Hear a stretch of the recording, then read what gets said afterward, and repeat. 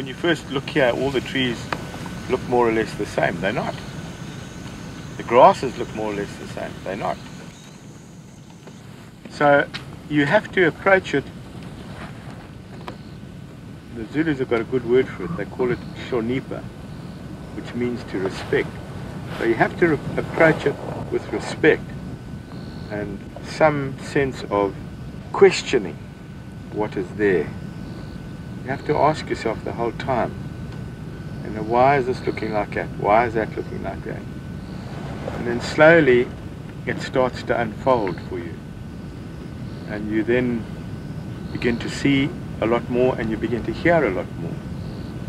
One of the disadvantages of traveling around in a car, in a motor car, is that it is a barrier between yourself and what is out there. And here, the barrier is the human voice. Now, it would be very simple for me to take you and to point out every tree and tell you what the Latin name is, and the Zulu names that I remember, more or less its function, but that is a nature trail. That is not what I'm interested in anymore. I'm interested in the holistic experience now. And that is a religious experience too. And that's what the wildernesses for me have now become. They've become the new temples.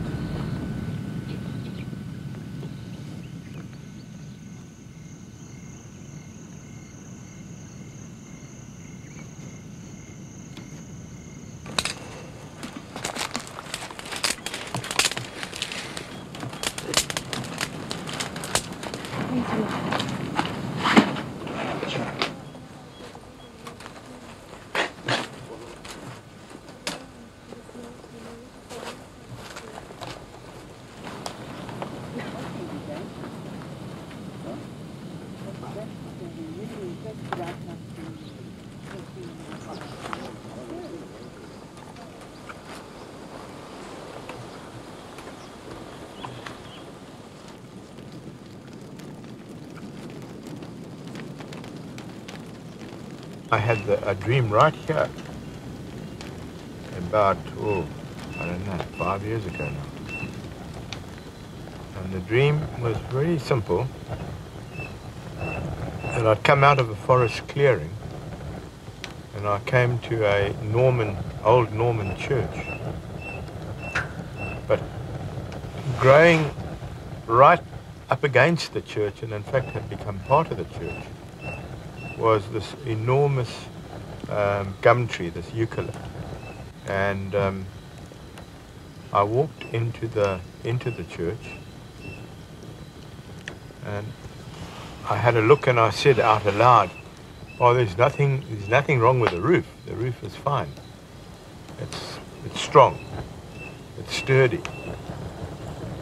And then I walked outside again and I had another look. And I said, but if the church falls down, the tree will come down. And if the tree falls down, the church will come down. And that was the dream. And the more I thought about it, the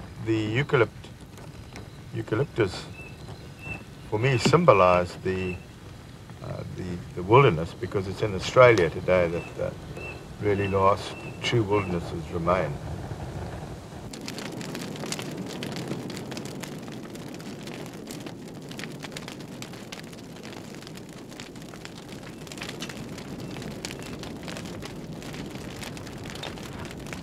Now comes the time for the night watch, where each one of you will sit for an hour and a half.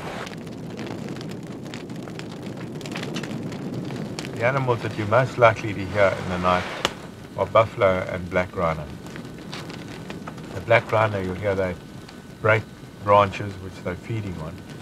And these branches, when they snap, it's almost like a pistol shot going in.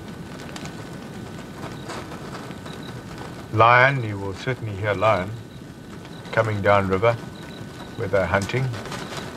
You'll hear them roaring.